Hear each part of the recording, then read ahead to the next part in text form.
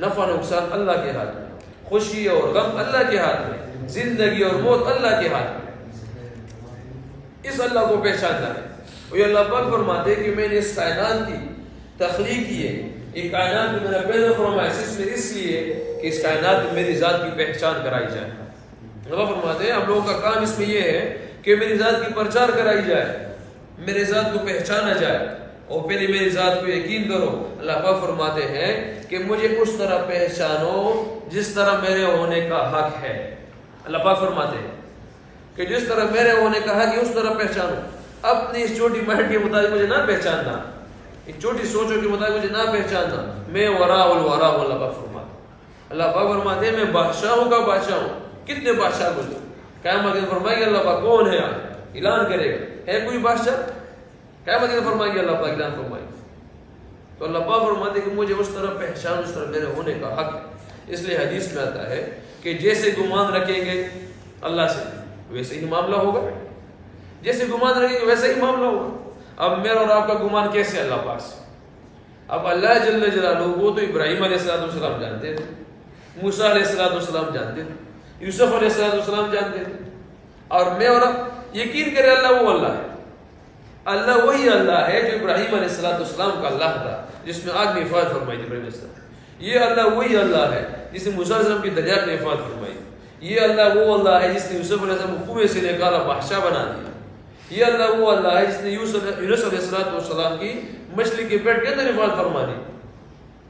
اب یہ اللہ ہم یہ کہہ سکتے چلو انبیاء علیہ السلام تھے، اعلیٰ کیٹیگری کے لوگ تھے، اس کے ایمان کا درجہ جس نے فرمایا کہ 3 کیٹیگری ایمان کے تو ٹاپ پہ انبیاء علیہ السلام کا۔ مگر یہ اللہ صحابہ رضوان اجمعین کا بھی تو اللہ تھا، کہ اللہ تو چینج نہیں ہوا۔ صحابہ رضوان اجمعین نے تو اللہ پاک کو ویسے ہی پہچانا، ویسے ہی پہچانے سے انبیاء علیہ السلام نے پہچانا۔ یہ اللہ وہی اللہ ہے، مدد ویسے ہی آئی۔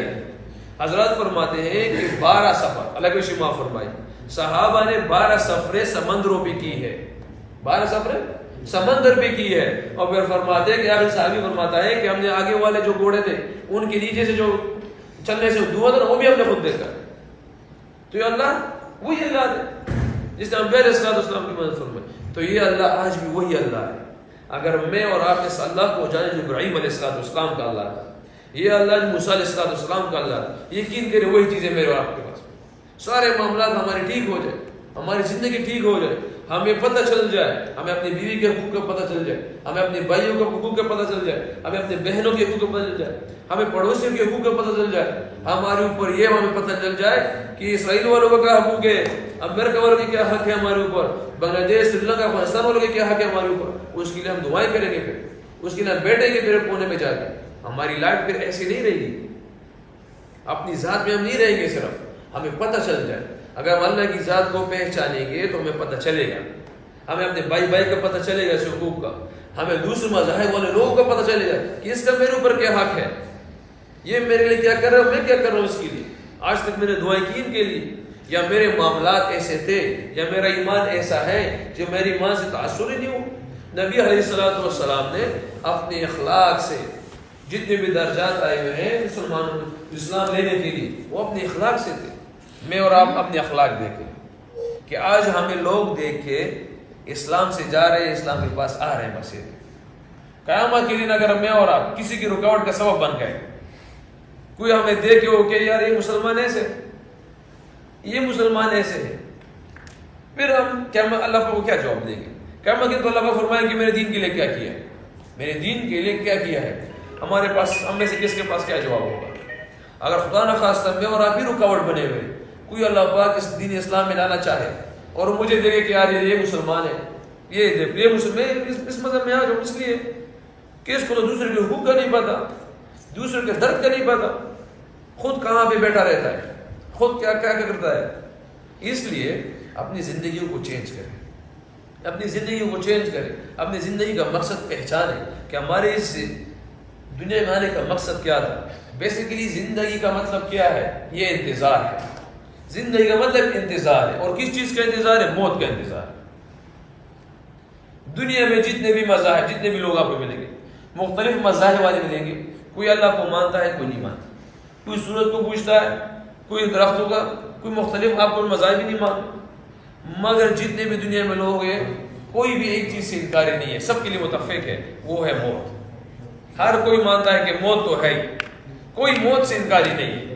میں اور آپ بھی مانتے کہ موت مرنا ہے، ہم دیکھتے ہیں، مگر کوئی موت کا نام لے کیسے برا لگتا ہے، کوئی تیاری نہیں ہے۔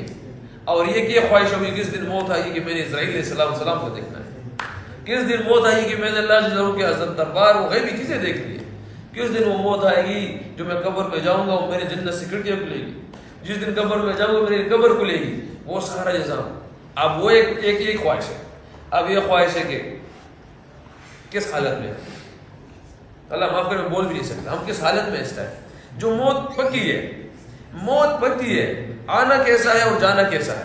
دیکھ آئے ہوئے کیسے لوگ یہاں پہ 90 سال کے، بیٹے 30 سال 60 سال کے چلے گئے، بیٹیاں 30 سال 40 سال کی چلی گئی ہے، جانا کسی کو نہیں پتا، جانا کسی کو نہیں پتا۔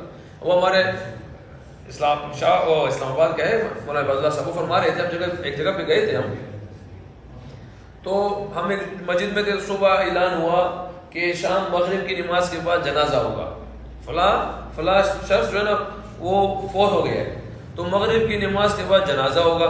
کہ اللہ یہ کرنا، ہم اسی مسجد میں تھے، ہم ہی تھے، اللہ کا معاف فرمائے، کہ ہم وہیں پہ تھے، تو مغرب کی نماز کے بعد 2 جنازے آ گئے، مغرب کی نماز کے بعد 2 جنازے آ گئے۔ تو ہم نے یہ پوچھا کہ یہ تو ایک جنازہ ہے، یہ دوسرا جنازہ کس کا ہے؟ تو اس نے کہا کہ صبح جس نے اعلان کیا تھا اس کا جنازہ ہے، دوسرا جنازہ اس کا جس صبح اعلان کیا تھا اس کے لیے کہ رات کو شام کو جنازہ ہوگا مغرب کی نماز کے بعد، دوسرا جنازہ اس کا۔ تو یہ کسی کو پتہ ہی نہیں، مگر جان ہم سب نے، جانا ہم سب نے ہے، اور اللہ جل جلالہ ہم سب کے پاس ہے۔ اگر میری اور آپ کی سوچ نماز میں آ جائے کہ اللہ مجھے دیکھ رہا ہے، اللہ میرے ساتھ، تو کیا ہی سوچ، کیا ہماری زندگی چینج ہو جائے گی۔ جب موسیٰ علیہ السلام دریا پہ پہنچے تھے، پیچھے سے موسیٰ علیہ السلام کی قوم تھی، قوم کی پیچھے فرعونیت کی ساری، آگے دریاب تھا، سمندر آ گیا، تو قوم نے آواز لگائی کہ اے موسیٰ ہم تو ہلاک ہو گئے۔ کیا ہو گئے؟ ہلاک ہو گئے، کیونکہ آگے تو سمندر ہے اور پیچھے فرعونیت ہے۔ تو موسیٰ علیہ السلام آزاد فرماتے ہیں کہ موسیٰ علیہ السلام کی زبان مبارک سے اس ٹائم آواز آیا کہ اللہ جل جلالہ میرے ساتھ۔ کس کے ساتھ؟ میرے ساتھ۔ نبی علیہ السلام جب غار میں تھے، صحابہ ساتھ تھے، تو بغیر نے فرمایا مفہوم میں سے کہ یا رسول اللہ کفار غار تک پہنچ گئے۔ تو حضرات فرماتے ہیں کہ نبی علیہ السلام کی زبان مبارک سے آواز نکلا کہ اللہ جل جلالہ ہمارے ساتھ ہے۔ کس کے ساتھ؟ ہمارے ساتھ ہے، کیونکہ موسیٰ علیہ السلام کی زبان مبارک سے وہاں بھی نکلنا کہ اللہ میرے ساتھ ہے۔ تو یہ جو کام امر بالمعروف والنہی عن المنکر، جس کو عربی میں یہ کہا جاتا ہے، اردو میں یہ کہا جاتا ہے، اس کا مطلب یہ ہے کہ لوگوں کو اچائی کی طرف بلاؤ، خود بھی اچائی کے کام کرو، دوسروں کو بھی اچائی کی طرف بلاؤ، خود بھی برے کام سے رکو، دوسروں کے برے کاموں سے رکواؤ، یہ امر بالمعروف والنہی عن المنکر یہ والا کام۔ تو حضرات فرماتے ہیں کہ اس ٹائم جب موسیٰ علیہ السلام نے کہا تھا کہ اللہ میرے ساتھ ہے، تو اس کی قوم، اس کی امت کے ذمہ یہ کام نہیں تھا، صرف موسیٰ علیہ السلام کے ذمہ یہ کام تھا کہ اللہ کی طرف بلانا، اللہ کی بڑائی کرنا، اللہ کی ذات کی پرچار کرنا اور اچھے کاموں کا بتانا، صرف یہ تھا۔ اگر اس زمانے میں کسی پیغمبر کو کسی دوسرے کی ضرورت ہوتی تھی، اللہ جل جلالہ اس کو نبوت دے دیتے اس شخص کو، مگر یہ کام نہیں تھا۔ نبی علیہ السلام کے زمانے کے جب اس نے کہا کہ اللہ ہمارے ساتھ ہے، کیوں کہا؟ کیونکہ نبی علیہ السلام کو پتہ تھا کہ میرے بعد یہ میری امت کا یہ کام ہے، میرے بعد یہ میری امت کا یہ کام ہے، اور جو یہ کام کرے گا اللہ جل اس کے ساتھ ہے۔ آخری بات کرتا ہوں کہ آج کل جو فضا قائم کی گئی ہے اسلام دین کے مطابق کہ جو دین اسلام میں آئے گا تو دنیا سے ہٹ جائے یا دنیا اس کو نہیں ملے، یہ سب سے غلط جو ہے تاثر پیدا کیا گیا۔ دین اسلام ہمیں ایمانداری سکھاتا ہے، اور دنیا کے جتنے بھی کامیاب ترین لوگ ہیں یا جتنے بھی بزنس مین ہیں یا جتنی بھی فیکٹری ہیں، وہ پہلے آپ سے ایمانداری کا تقاضا کرتے ہیں، سب سے پہلے آپ سے ایمانداری کا طلب رکھتے ہیں کہ یار آپ ایماندار ہوں گے۔ جتنے بھی عظیم لوگ ہوں، جتنے بھی فیکٹری میں ہو، ایمان کہتے کیسے؟ جس کے اندر ایمان ہو، جس کی پہچان ہو، جس جو اللہ سے ڈرتا ہوگا وہ کبھی غلط قدم نہیں رکھے گا، یہ ایمانداری ہے۔ دین اسلام ہمیں ایمانداری سکھاتا ہے، اور یہ غلط گمانے کے دین اسلام اپنائیں گے تو ہم دنیا سے نکل جائیں گے۔ تو پھر اللہ جل جلالہ نے عبد الرحمن بن عوف رضی اللہ عنہ کو کیوں دنیا دی تھی؟ عبد الرحمن بن عوف رضی اللہ عنہ وہ صحابی ہے جس کو اللہ پاک نے عشرہ مبشرہ، وہ ٹاپ 10 کا صحابی جس کو اللہ پاک نے دنیا میں کہہ دیا کہ میں تم سے راضی ہوں، مجھ سے راضی ہوں، یہ صحابی اللہ پاک نے دنیا کہہ دی تھی۔ ایک بزرگ فرما رہے تھے کہ جب عبد الرحمن بن عوف اسلام دنیا سے رحلت کر گئے تو اس کا جو میراث تھا، وراثت میں چیزیں تھی، 3 ارب 20 کروڑ 10 لاکھ دینار ہو رہے چکے تھے اس سے۔ کتنے؟ 3 ارب 20 کروڑ 10 لاکھ دینار۔ تو دیندار تھا، دنیا میں اللہ پاک نے فرما دیا تھا۔ اور پھر فرمایا کہ 10,000 بکریاں، 1,000 اونٹ، اتنا کچھ اس سے رہ گیا تھا۔ اور پھر کتنی زمینیں بتائی اس نے، بزرگ نے۔ تو یہ دنیا کا تقاضا، اگر ہم یہ سمجھیں کہ دین میں آئیں گے اور دنیا ہم سے ہٹ جائے گی، یہ ہو ہی نہیں سکتا۔ جو ہماری مقدر میں اللہ پاک نے کہ وہ ہو کے رہے گا، اور شاید دین اسلام سے اللہ پاک بہترین راستے سے ہمیں عطا فرمائے، وہ سکون کے ساتھ عطا فرمائے اللہ پاک، برکت کے ساتھ عطا فرمائے۔ جہاں قدم رکھیں گے ہمارے چلنے اٹھنے بیٹھنے بیٹھنے سے ہر قدم سے اللہ پاک خیر ہی خیر مل رہا ہے۔ تو ہم سارے اپنی زندگی کا مقصد چینج کریں، اپنی لائف میں یہ چیزیں لے کے آئیں۔ یہ ہمارا ٹائم جتنا بھی یہاں گزرا ہے، میں 30 سال 32 33 سال کا یا 40 سال، یہ بزرگ بھی ہمارے بیٹھے ہوئے، ان سے پوچھے لائف چل جو ہو گئی ہے وہ ہو گیا۔ ابھی فرماتے تھے کہ سانس ہے تو چانس ہے، جب تک سانس ہے تو چانس ہے، یہ بھی چانس ہے ہمارے پاس۔ جتنی لائف گزر گئی اس پہ استغفار کریں، 2 رکعت پڑھے، اللہ پاک سے معافی مانگے، یا اللہ یہ خطا یہ گناہ ہوا۔ اللہ پاک تو رحیم اور کریم ہے۔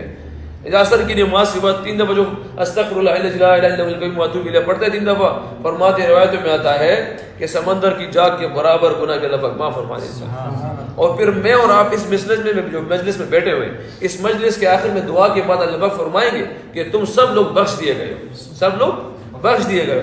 بس اب میرے اور آپ پہ ہے کہ مجلس کے آخر میں یہ میں اور آپ نیت کریں۔ یہ جو نیت پرانے زمانوں کی نیتیں تھی نا کہ انشاءاللہ، ان سے نکل آؤ، اب ضد پہ آ جاؤ۔ اب شیطان کے ساتھ ضد کرنا پڑے گا، اب نفس کے ساتھ ضد کرنا پڑے گا۔ کسی جیسے آپ خواہ خاص ہماری دوستوں میں یاری میں دوستوں میں ضد ہوتا ہے نا، کر لیتے ہیں کہ اگر زیادہ گناہ گار میرے ادھر کوئی تو ریلیشن شپ میں بھی کوئی ضد پہ آ جاتے ہیں کہ یار ایسے کر دے، میں آج کے بعد ہی ملوں گا ایسے آج سے میں اور آپ ضد کریں اس کے بعد کہ نہیں بھائی یہ میں نماز کا ٹائم ہے، نماز پڑھ، یہ میں اس کے لیے اچھا سوچوں گا، میں یہ اس کے لیے سوچوں گا، میں اس کے لیے سوچوں گا۔ اپنی لائف کو چینج کریں۔ کس کی نیت ہے؟ سب نیت کرتے ہیں نا انشاءاللہ۔